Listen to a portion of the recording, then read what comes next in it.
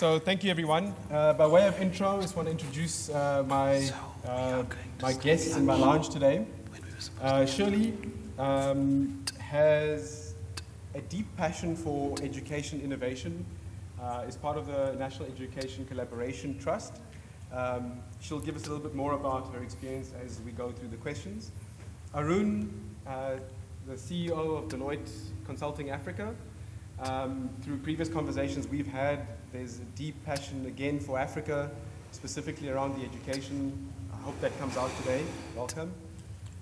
Claudio, the European amongst us, the Senior Vice President of Digital Industries for Siemens. Claudio, thank you for joining us. We'd really like your perspective from a European global perspective. And Ajit, who's head of Odin Education. So, this morning in preparing for today's discussion, I tried to look up some stats. So today, Africa's the population of young people in Africa aged 0 to 17 is 650 million people. In 2030, which unfortunately is not too far away, 7 years. We can all see and imagine 7 years. It will be 1 billion people, approximately 40% of the world population, youth population at that point in time. So my opening question to my guests today is, how do we take that huge human capital and transform that into Africa's biggest asset using education? I'd really like to get your take. Maybe Shirley, go for it. Thanks so much. Wow, what an intro that video was. I think before looking forward, I'd like to just look back for a second. I heard something recently that I thought was amazing, that one of the biggest silent revolutions has occurred in the last 70 to 80 years, and that is around 1950. Only 1 in 2 people had had any access to formal education in the world, so roughly 50%. Today, that number is 95%. So I know we're talking about transformation and we're talking about the future and all that sexy stuff, but we have moved mountains in the past 7 decades, which is incredible.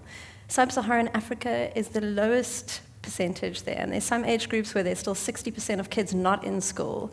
And I think one of our first biggest opportunities for transformation is to use tech to rethink the format of schooling and how we bring in all of our young Africans to make sure that we're getting them onto the stage. So looking forward in terms of transformation, there's 4 ideas or sort of levers that I'd like to share today. The one, I think, is what are we focusing on in terms of learning? What are we learning at school? What are we teaching? So traditionally, and I say traditionally, but in schools today and the majority of schools, we focus on teaching knowledge and content. Those days are over. We need to be focusing on teaching skills, mindsets, and characters and attitudes. The reason for this is that the world is changing at a rate of knots. Okay? Everybody has access to knowledge. Knowledge is still important, but you use knowledge to teach and develop in very meaningful and deliberate ways the skills and attitudes that kids need to thrive economically, socially, in life beyond school. And this can be done in very deliberate and systematic ways at scale. The second one is, how are we teaching? So this is another shift. This is a shift from passive education, so chalk and talk, a lot of teachers at the top of the classroom, still purveyors of knowledge. How do we shift from that into much more active pedagogy? This is like inquiry-based learning, and this is problem-based learning and project-based learning. And a big aspect of this is personalization. So moving from this idea of mass education and teaching the same stuff to the same kids, that we go to deep personalization. Now that is super hard. Speak to any teacher in South Africa and teachers in Africa, and getting your class personalized, especially when you have 50 kids in a class, is almost impossible. I think this is a space where tech can play a massive role. The third, and maybe this is the most important, and this is the sort of the tail that wags the dog, is what are we measuring? We all know that systems will tend towards what we measure. We treasure what we measure. Is that how it goes? At the moment, you get a report card with grades. This is what you got for science, this is what you got for mathematics, this is what you got for... And this essentially tells you how good you are with knowledge and content and a few skills. Our report cards need to change fundamentally. The way we credential kids need to change fundamentally. If you are changing the way that you're measuring and you're not just assessing kids at the end of a process, but you're using the learning process and using measurement to help them to learn, kind of like we do at work every single day of our lives, that is the way. This is called assessment for learning, and credentialing needs to shift up massively. I hired 2 young guys when I had a tech startup a few years ago. They were 18 and they both came to me, they were developers, and they said, we have 2.5 years of full-time work experience. I was like, no, you don't. You just matriculated, not possible. And they said, we do. We worked nights for Amazon, and they left school with relevant skills, relevant credentials, and they got top jobs at 18. That was powerful. I think the fourth and final one is joy. How do we bring joy, curiosity back into learning? Getting kids to want to come and step in and lean into that learning experience. I think taken together for me, the transformation in education is going to be much more around how do we help to develop our kids to become more human.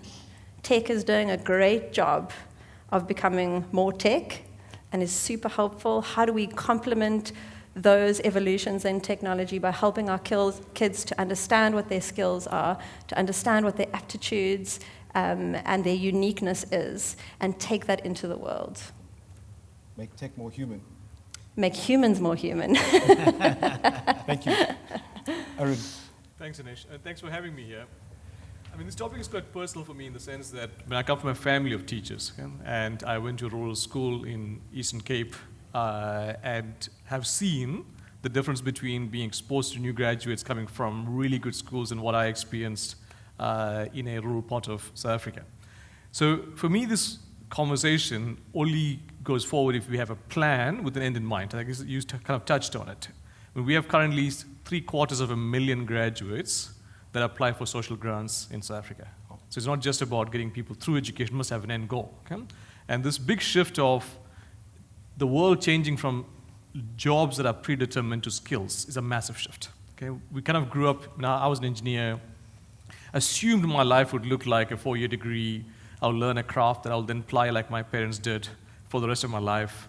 And that has turned out to be incredibly different. Nothing I learned was actually used in practice, and everything I use today I probably have learned in the last few years. So this constant learning and lifelong learning for skills that is needed for a point-in-time purpose is really important. Yeah. The second thing is imagination, right? I think we always say we got this, I mean, you mentioned the stats, 300 million youth population. If you put it in context, Africa will have 20% of the world's population, 20% of the world's arable land, 30% of mineral resources, and only form 3% of the global economy.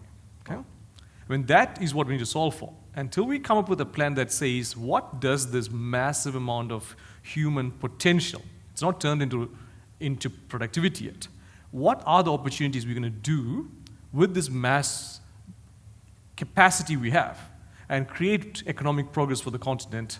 We're going to get stuck in this world of trying to educate for the sake of educate, not have an end goal. Yeah. I mean, if you look at China, manufacturing was the driver, okay, for the economic progress. If you look at India, it was human capital for servicing global demand for IT and services. We need to have a similar vision. I think that, for me, if you think about the future, is to have a coordinated view of what does the next 1 million African jobs look like. Then we can work backwards to say what kind of skills, attitude, all the input needed to perform that, and how do we bring private sector and public sector together to go create it. I mean, that's where my focus would be. Yeah, makes perfect sense. Claudio. Everything has been said. I'm looking at my paper, and everything has been ticked. So first of all, thank you for being here. I would like to challenge or take your comment way further. By 2030, when you take the age range between 18 and 60, 50% of the workforce on this planet will be on this continent. So I try from the industry, we're trying to see it not from the young or from the youth or from the students. I think there's a workforce here. And I think when I put this perspective in, I think we have to have this constant learning. That is something new. And I think the industry, when I speak for the industry, we were very comfortable in our seats. We posted a job description, we waited until people have applied, and then we picked, right? And there was always enough there to take. And I think especially in the last 3 to 4 years, I think we have understood that this doesn't work anymore because the environment has changed. So I think we have to keep this potential up, we need to educate our working force from 18 and before continuously. I had a dialogue with one of my employees who's 60, who's 60 years old, and he asked me if that's it in the career, right? And I said, no, absolutely not. We still learn. There's still a couple of years to go, so all good, yeah? So I think that is a mind shift, right? And then second, to keep this potential up, I think we have to discuss the ecosystem. I think it has been dropped here and in the previous session. I think when it comes to institution, which is schools, university, but also government, who's building the framework in the industry, we need to work more as an ecosystem, as thinking in silos. I still see this, and you ask me for the European perspective, and I have to say, I see how challenging it is in a very developed area in this world to overcome this. So I think creating this environment where frameworks from government, together with industry, together with the institution, collaborative working together, that is the only way. No one can think in silos, and no one can solve this alone. Absolutely, yeah, from this perspective. Ajit. Great, thanks for the opportunity. I would like to be a bit left field in this discussion. I think I'm hugely excited about where we're going, and I have 3 reasons for this. One, I think there needs to be a radical change in education in the world. Forget about Africa, but just in general across the world. I don't think we are actually educating for the future. And the reason I say this is because, 2 years ago, for example, the government in South Africa took a very progressive step to introduce robotics and coding into our curriculum. And then, implemented in grades 1 to 3, and the plan is over the next, I think, 7 to 8 years to implement that up to grade 12, yeah? And it was very progressive, and it was following Singapore, China, who've been doing this now for quite a few years.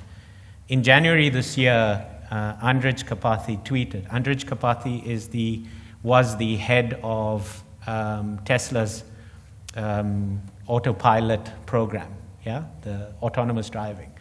He tweeted that 80% of his code is now being generated by AI. 80% of highly sophisticated code is being generated by AI. So before we implement this change to curriculum, it's obsolete. I don't think coding is going to be around for a long time.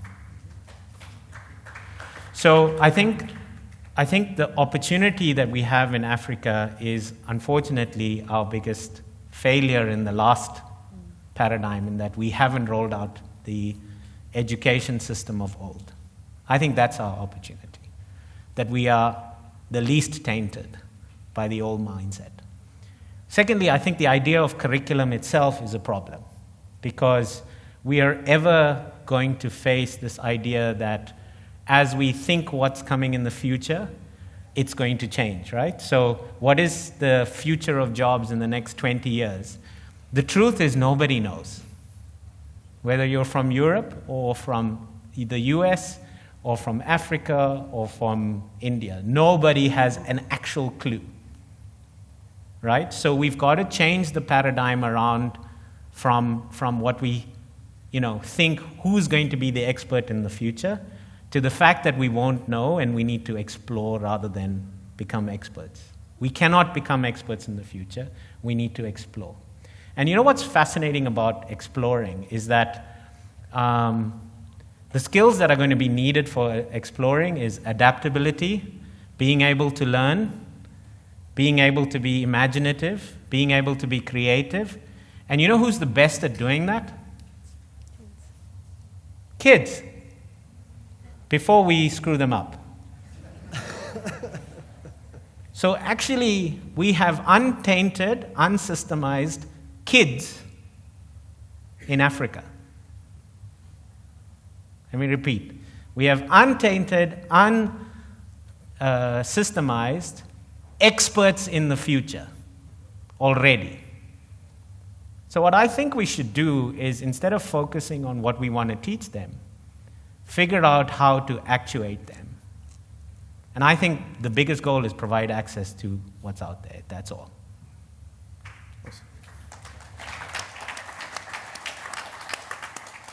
Can we end the panel now? No, that's my view. Oh. Sorry, it's not... Thank you. Thanks, guys. So maybe I'll fire some questions out there. Shirley, unfortunately, you're going to get yours first. You guys can think about the others. So, Shirley, you work very closely with the Department of Education.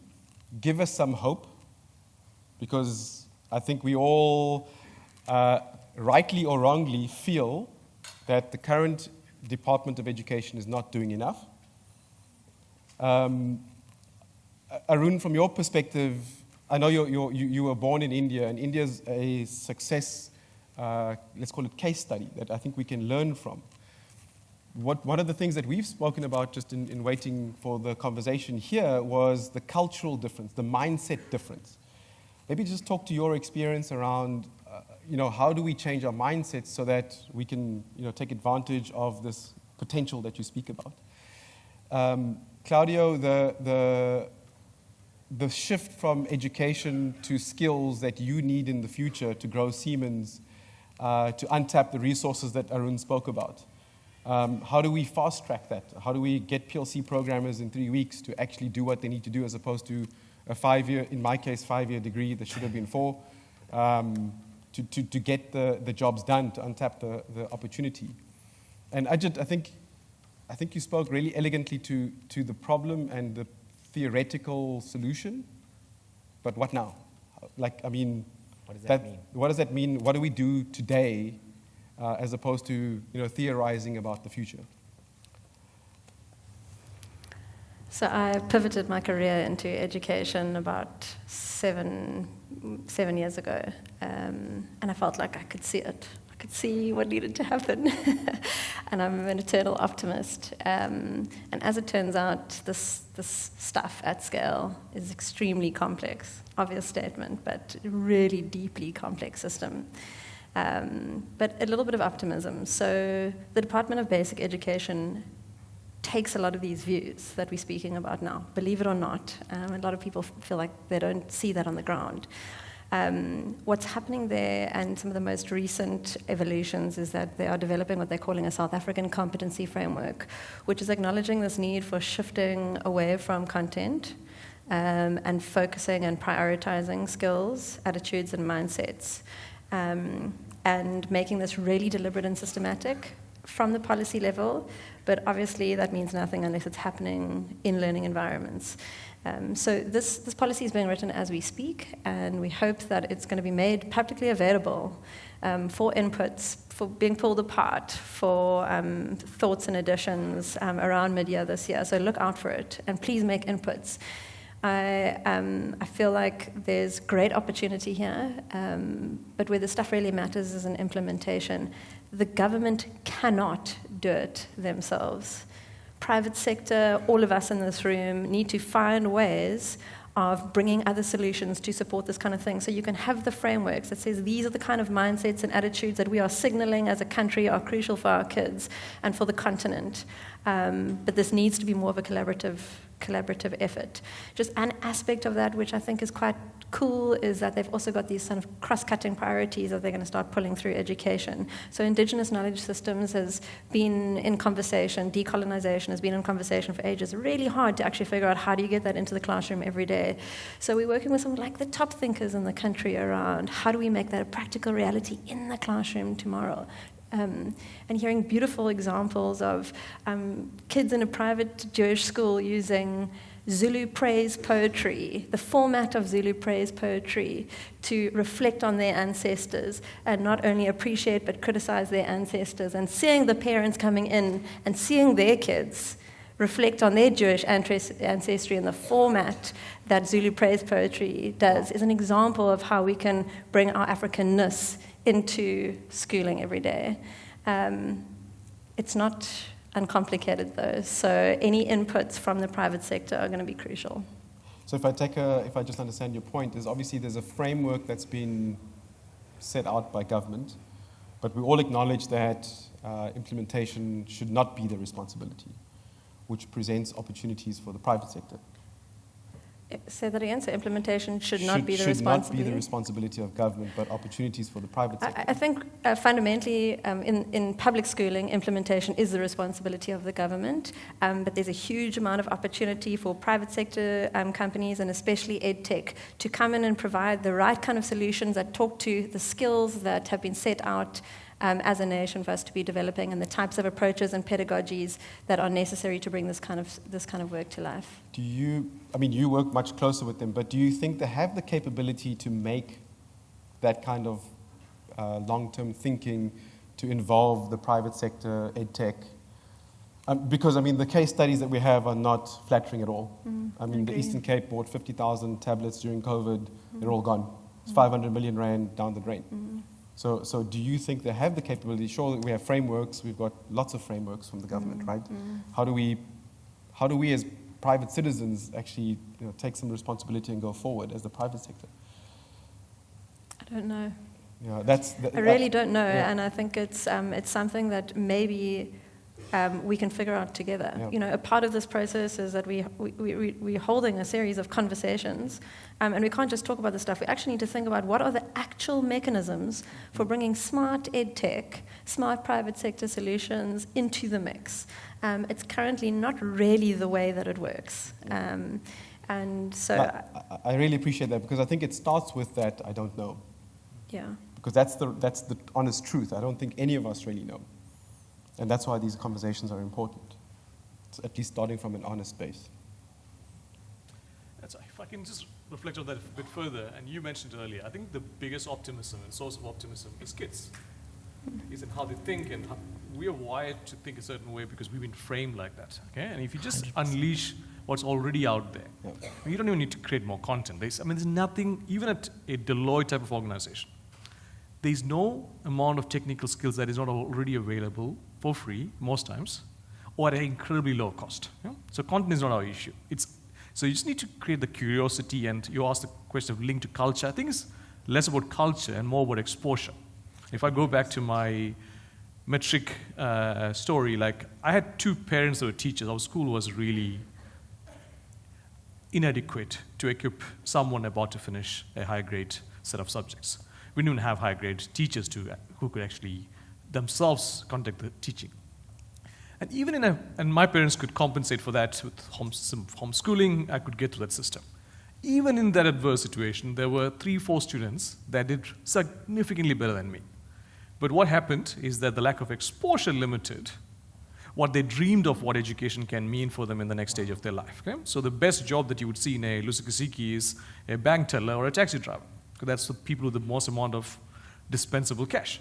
And I think things like social media and exposure to mobile devices early in children's life across the country, we forget how much progress we've made as a continent in terms of access. Yep.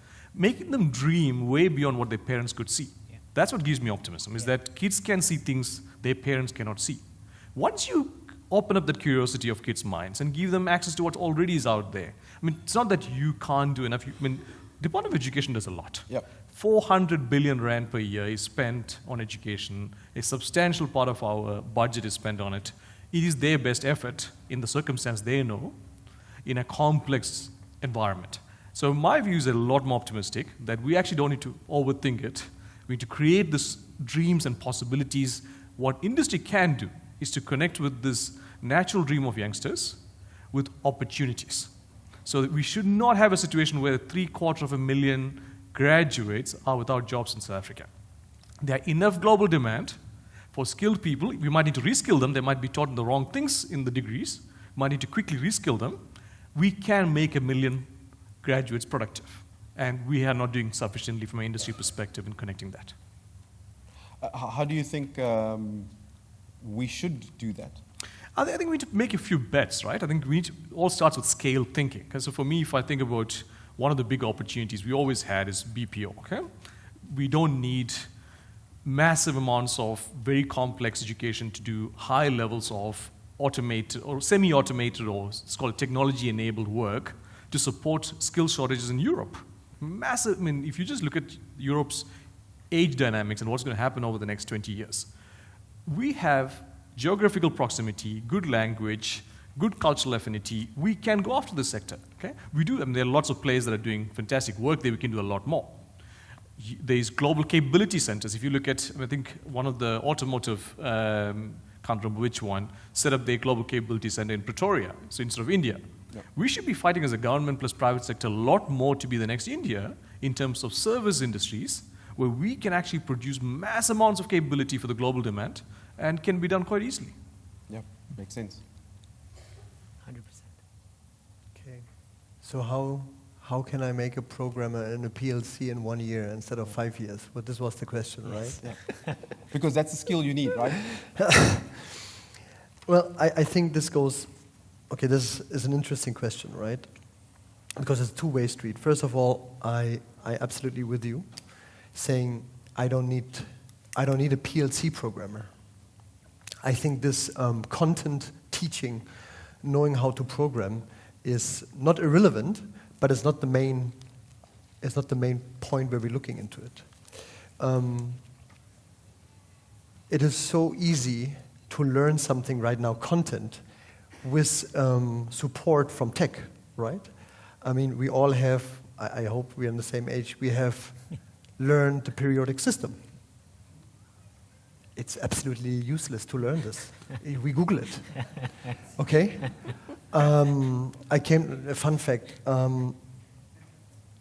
It's the first time, 2022, that there were more search demands on TikTok than on Google below 19, so age below 19. That means Google is losing market share.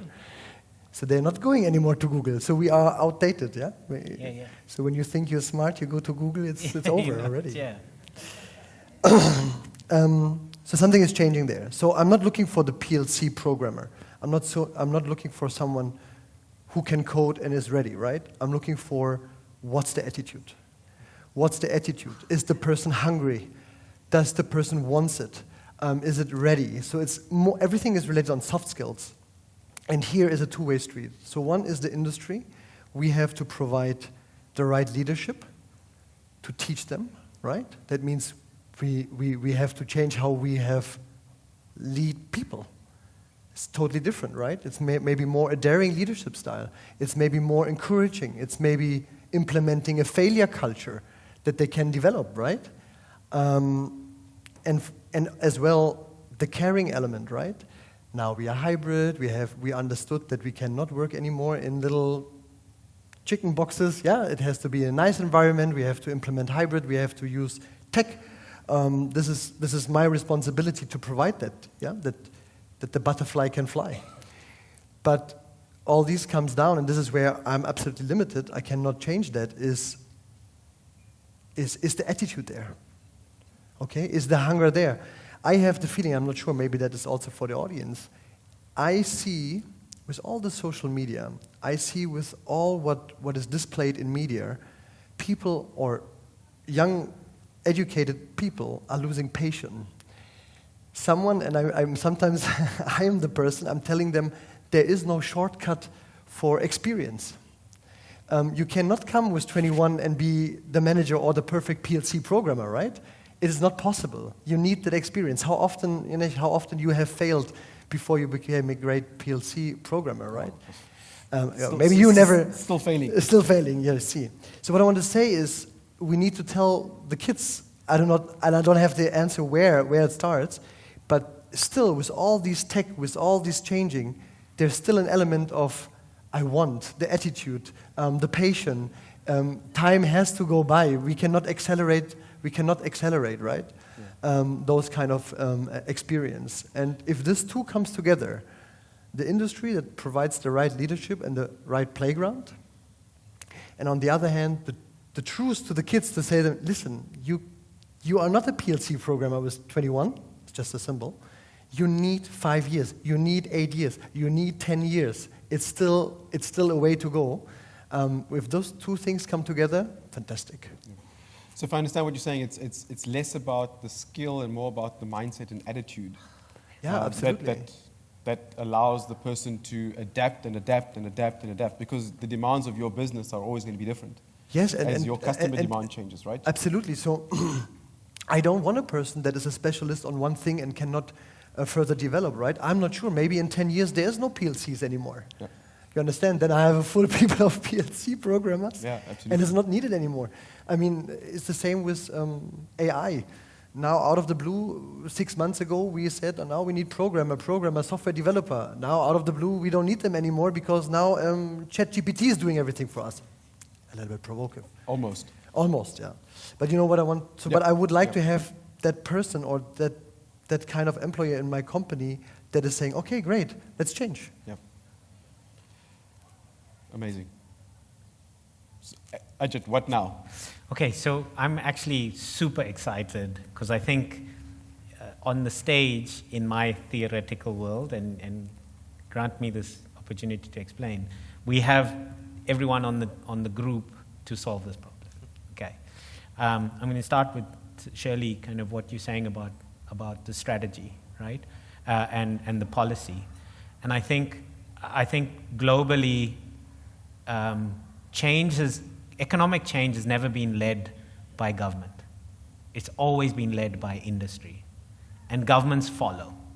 Even in India, and in my experience is, so actually we should be implementing the policy that Shirley is coming up with, or as in the people in the know in that space. And then Arun, the only way industry can get really involved in this, and I mean not just out of the goodness of their hearts, if there's a real business opportunity and it's explained in a way that they see the business opportunity. So here's Arun, who has just explained to us that there's actually a huge business opportunity in solving this problem. Yeah? And I think if we can take your strategy and understand there's a business solution here, businesses will lead and governments will follow. Yeah? So the three people assembled here somehow have got the elements necessary. And I think, Claudio, your point around, and I call it mental state capture, I think we have a much more serious state capture across Africa, which is mental state capture, which is that we need to follow. Yeah? And let me tell you, the greatest opportunity is that we were the last to adopt social media for our kids. So this attention deficit disorder, we do not have at scale simply because we were the last to connect them. We haven't been doing it since 2010. We've only been doing it since 2018, and therein again lies the opportunity. So we have to get out of the mindset that we need to follow. We have to listen to those policies and not wait for government to do it. And we need help on finding the business opportunity that will justify the spend. That's my...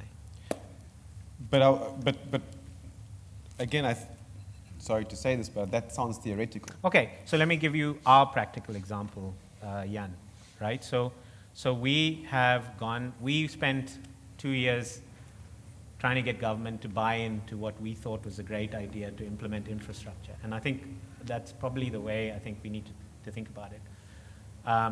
We didn't have as clear a mindset in terms of what is the strategy required for education, but we knew that we had to create a business opportunity for our clients to make an impact. Yeah? And luckily, there's an infrastructure here called BBB transformation. And we said, like, okay, how do we use the framework so that companies can invest in their communities, pretty much using the German model of saying, listen, I need to create an environment where skills are ample for my environment.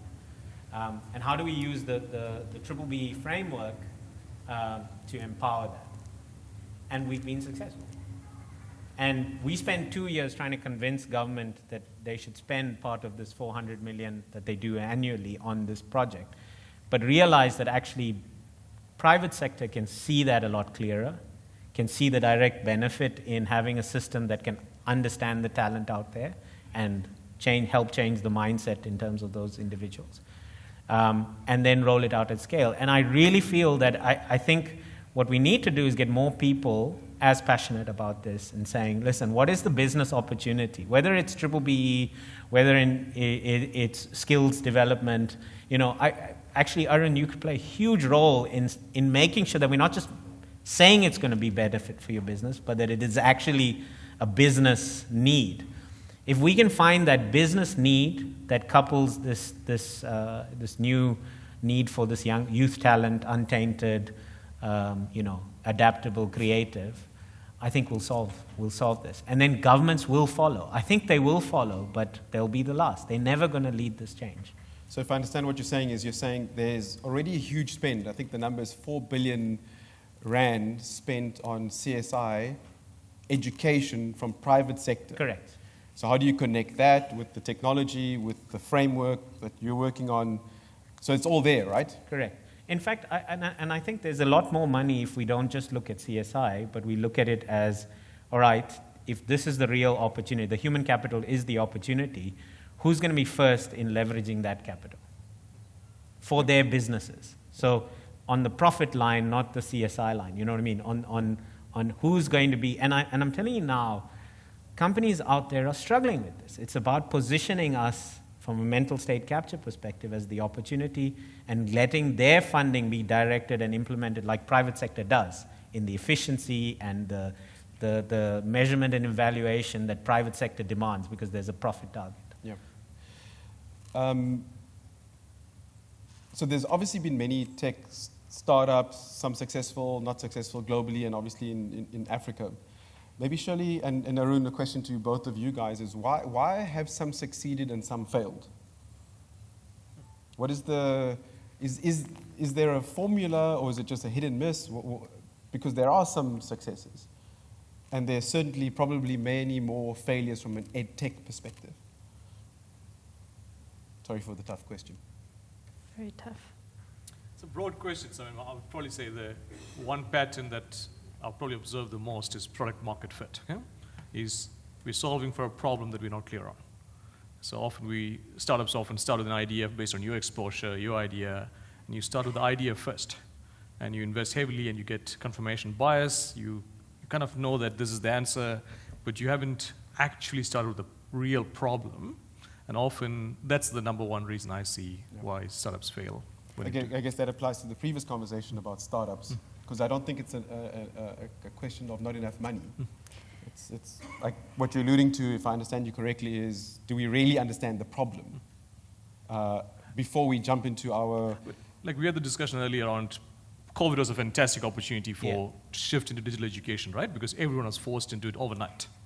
And as soon as it ended, why did we all go back to schools? And it was because the actual need was for the parent to have a safe environment for the kid while they're economically productive. It wasn't about whether online school was better than physical school. Yep. So if that need is not understood, we might obsess over digital education and the content and the quality of this versus physical school, when actually they needed a safe place to be so the mom or the dad can go and work and create productivity for themselves. Correct. Understanding the problem. So I fully agree. And I feel like the exact opposite can also be true. The number of brilliant edtech solutions there are out there in South Africa, in Africa, where the founders, the co-founders have really understood the problem. And the product market fit is really solid. Where I'm seeing startups sort of falling short is that the ecosystem is really hard to crack. in South Africa, to get any kind of decent procurement via government is close to impossible. Like, it's not clear what the process is. It's not clear what the mechanisms are or what the funnel is of the process that government goes through to make big decisions about how they get tech and great services and products into the ecosystem. And I'm talking now, in terms of scale. So a lot of South African edtech entrepreneurs end up going abroad. And actually doing much better in other markets, and then potentially coming back, but almost breaking in the meantime. So I think that we can look at the answer to that question in a number of ways. For me, the ecosystem, I have more experience in South Africa, is really, really tough. I don't think the quantum of the funding is correctly channeled, and then I think to get your product into the hands of kids, into teachers, or whoever your customer is in the education sector is genuinely, there's a lot of systemic roadblocks. Yeah. So we are, I guess, what you're saying is our own worst enemy. Because it's not a technology issue, it's not a money issue, is it need I say it, a government issue? But Jan, that's why I'm saying that we can't let government lead on this. And I somehow think that if the customer wasn't government, and we know we're dealing with underprivileged kids, and so the customer is not going to be the kids themselves, because that they don't economically. Who's the customer?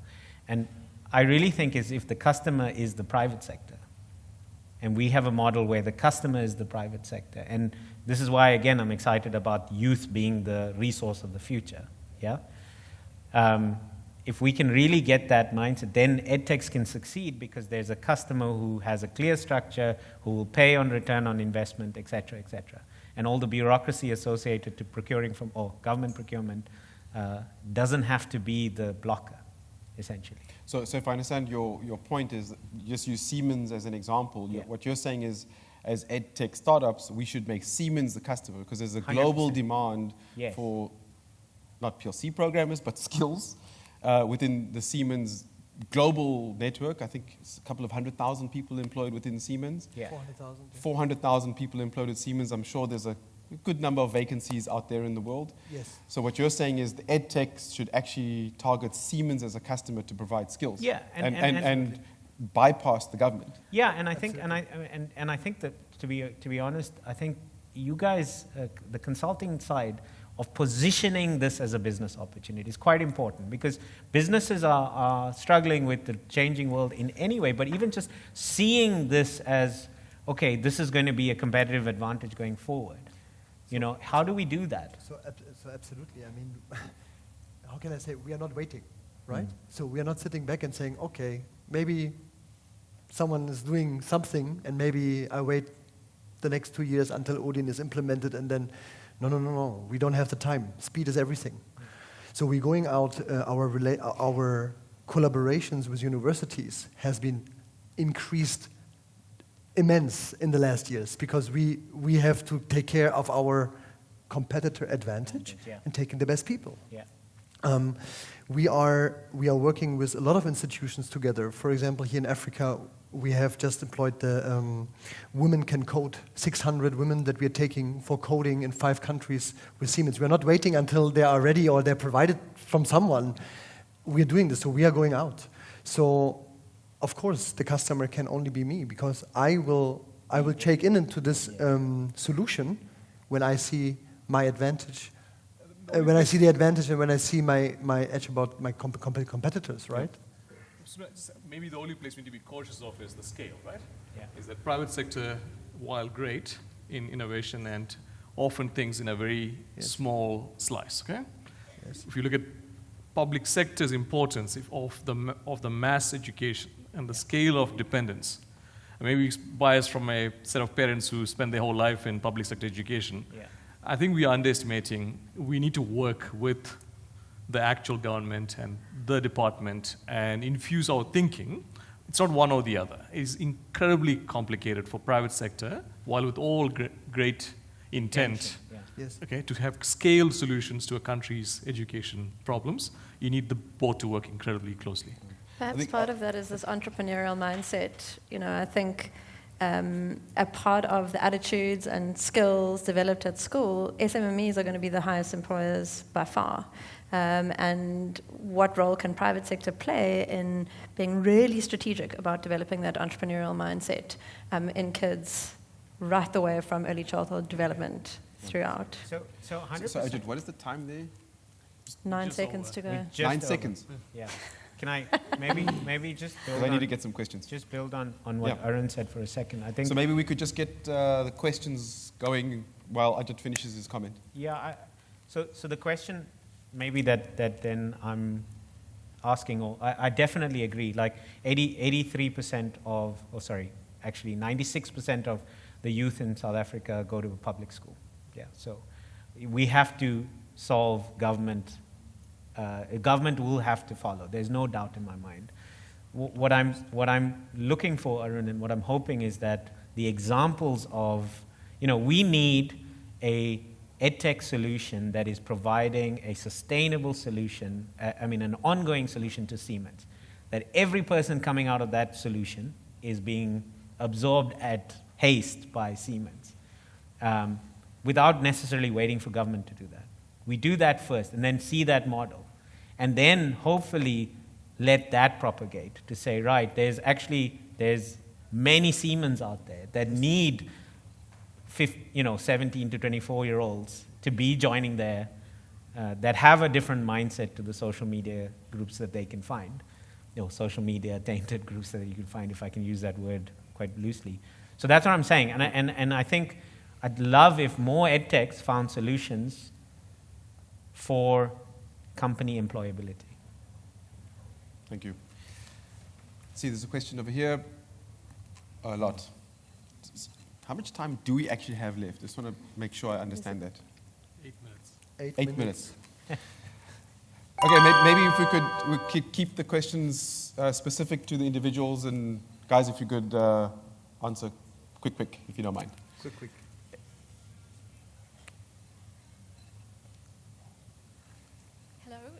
It was a very interesting discussion.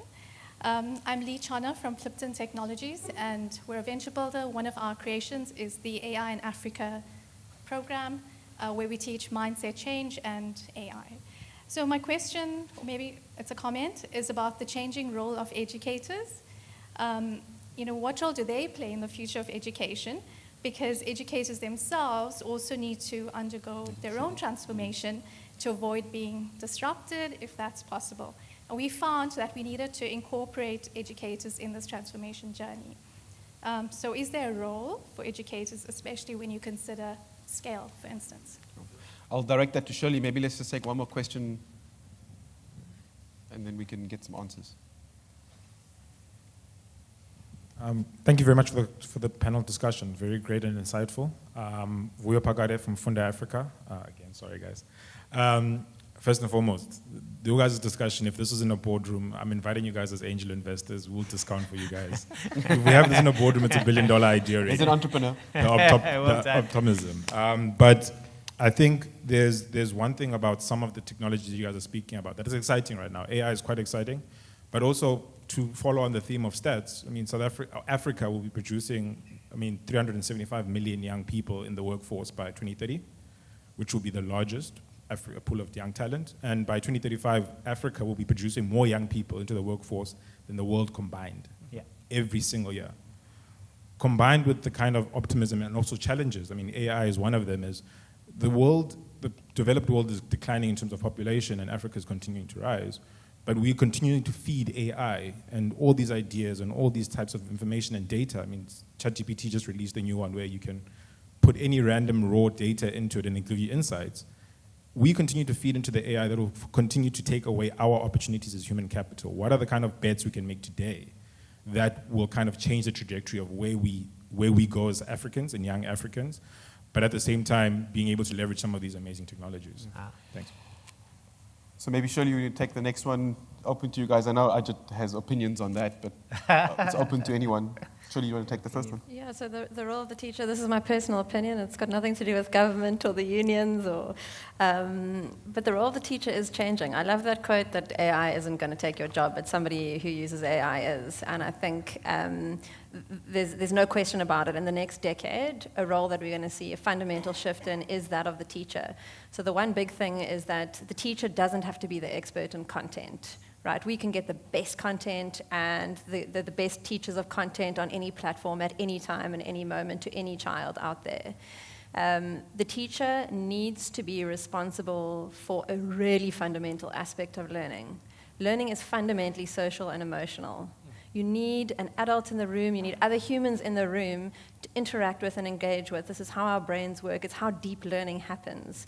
So the role of the teacher is becoming more of a facilitator, but it's also pastoral care. It's also play. Play is coming online in a huge way. The science around what we learn, how to deepen learning via play methods and pedagogies is huge. So I think that's the direction that teaching is going to take on.